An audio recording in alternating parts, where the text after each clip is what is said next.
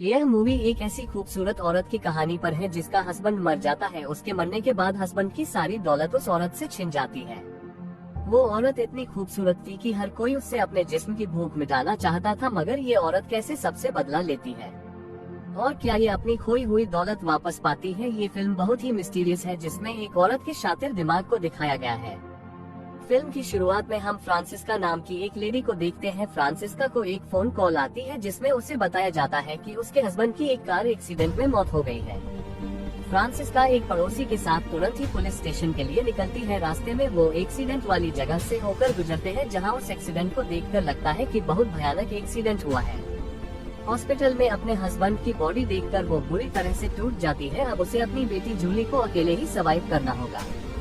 उसके हस्बैंड की प्रार्थना सभा में सभी लोग उसे ही घूर रहे थे। वो काफी खूबसूरत थी, अकेली औरत का सभी फायदा उठाना चाहते थे। कुछ दिन बाद उसे पता चलता है कि उसके हस्बैंड पर बहुत ज्यादा कर्ज था, जिसकी वजह से उसे इंश्योरेंस का भी पैसा नहीं मिलने वाला था। अब तो फ्रांसिस्का पर जैसे दुख के पहाड़ टूट पड़ते हैं। उसके फादर भी उसकी कोई मदद नहीं कर सकते थे, यहाँ तक कि वो जब उससे मिलने आए थे तो उनके पास वापस जाने के लिए टिकट तक के पैसे नहीं थे। इसीलिए फ्रांसिस्का को ही उन्हें पैसे देने पड़ते हैं। हालांकि फ्रांसिस्का के पिता दिल के बहुत अच्छे थे। फ्रांसिस्का की माँ भी उसका साथ छोड़ देती है। फ्रांसिस्का अपनी मेड को अफोर्ड नहीं कर सकती थी, इसीलिए वो उसे भी आने के लिए मना कर देती है। तब उसकी मेड कहती है कि उसे पैसे नहीं चाहिए, वो इस मुसीबत में उनके साथ रहना चाहती है। एक मेड भी इस मुसीबत की घड़ी में उसके साथ खड़ी होती है। फ्रांसिस्का एक सहेली की शॉप पर जाकर जॉब करती है, क्योंकि उसे अब सर्वाइव करने के लिए पैसे की जरूरत है। एक समय था जब वो स्टोर की वीआईपी कस्टमर हुआ करती थी। उसकी सहेलियां जब वहां शॉपिंग करने आती हैं तो उसे अच्छा नहीं लगता। वो लोग उसे देखकर मजाक करती हैं, लेकिन वो भी उसकी कोई मदद नहीं कर सकती थी। एक दिन उसकी एक सहेली का हस्बैंड वहां आता है। उसकी पहले से ही फ्रांसिस्का पर नजर थी और वो उसके साथ फ्लर्ट करने की कोशिश करता है, जिसकी वजह से फ्रांसिस्का वो जॉब छोड़ देती है, क्योंकि उसे पता था कि इस जॉब से उसका कुछ भी नहीं होने वाला। फ्रांसिस्का अपना घर और सामान बेचकर अपने हस्बैंड के कर्ज से मुक्त हो जाती है, लेकिन अपनी बेटी के एजुकेशन और खुद के खर्चे के लिए उसे कुछ तो करना ही होगा। फ्रांसिस्का की मेड उसे समझाती है कि वो एक खूबसूरत लेडी है, एक न एक दिन उसे जरूर कोई मिल जाएगा जो उसका ख्याल रखेगा। एक दिन मेड के कहने पर फ्रांसिस्का एरिको नाम के एक आदमी के साथ ब्लाइंड डेट पर जाती है। फ्रांसिस्का ने सोचा कि अगर उसे वो अच्छा लगा तो वो उससे शादी कर लेगी, लेकिन एरिको ने कहा कि वो उससे शादी नहीं कर सकता, क्योंकि वे ऑलरेडी शादीशुदा है। वो एक पॉलिटिशियन होता है। वो कहता है कि वो सिर्फ उसके बुलाने पर ही आया करे और उसके बदले में वो उसे बहुत सारा पैसा देगा। असल में वो उससे सिर्फ सीक्रेट रिलेशन रखना चाहता था। फ्रांसिस्का भी सब कुछ समझ जाती है। तब फ्रांसिस्का उसे बिना रिस्पॉन्स दिए ही वहाँ से उठकर चली जाती है। एक दिन वो एक आदमी के साथ डेट पर जाती है, लेकिन वो बहुत ही कंजूस होता है और उसे फेक नेकलेस देता है। फ्रांसिस्का उसका नेकलेस वहीं पर रखकर डेट बीच में ही छोड़कर वहाँ से चली जाती है। अगले दिन फ्रांसिस्का अपनी एक सहेली कालरा के घर जाती है। वहाँ पर वो अपना कीमती कोट देखती है, जिसे उसने किसी और के द्वारा नीलामी में खरीदा था। उसकी सहेली उसे जलाना चाहती थी। फ्रांसिस्का का किसी पर भी विश्वास नहीं रहा था। एक दिन कालरा का हस्बैंड किसी काम से फ्रांसिस्का के घर आता है। वो फ्रांसिस्का को गाउन में देखकर उस पर लट्टू हो जाता है। वो फ्रांसिस्का से कहता है कि वो उससे प्यार करता है। फ्रांसिस्का भी मान जाती है, क्योंकि उसके पास इस वक्त और कोई ऑप्शन भी नहीं था। वो दोनों इंटीमेट होते हैं। जब कुछ दिनों में कालरा का हस्बैंड पूरी तरह से उसके बस में हो जाता है तो वो उसका इस्तेमाल करने की सोचती है। फ्रांसिस्का उससे अपना कीमती कोट मांगती है।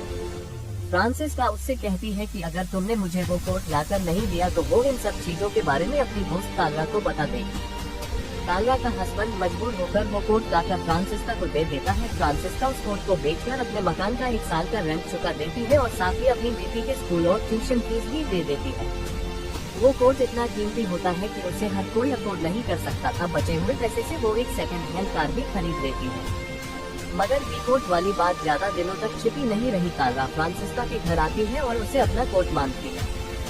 फ्रांसिस्का कहती है कि उसने उसे बेच दिया और उनसे मिले पैसे भी उसने खर्च कर दिए हैं। कालरा चिल्लाती है कि उसने तो उस कोट की किस्तें भी नहीं दी है, जिसकी किस्तें अभी उसका हस्बैंड भर रहा है। गुस्से में आकर कालरा फ्रांसिस्का को उस लड़की के बारे में बताती है जिसके साथ उसके हस्बैंड का अफेयर था। इसके बारे में उसे छोड़कर सभी को पता था। फ्रांसिस्का बहुत दुखी होती है और उस लड़की से मिलने जाती है। वो देखना चाहती थी कि आखिर उसमें ऐसा क्या था जो उसका हस्बैंड उसकी तरफ आकर्षित हुआ था।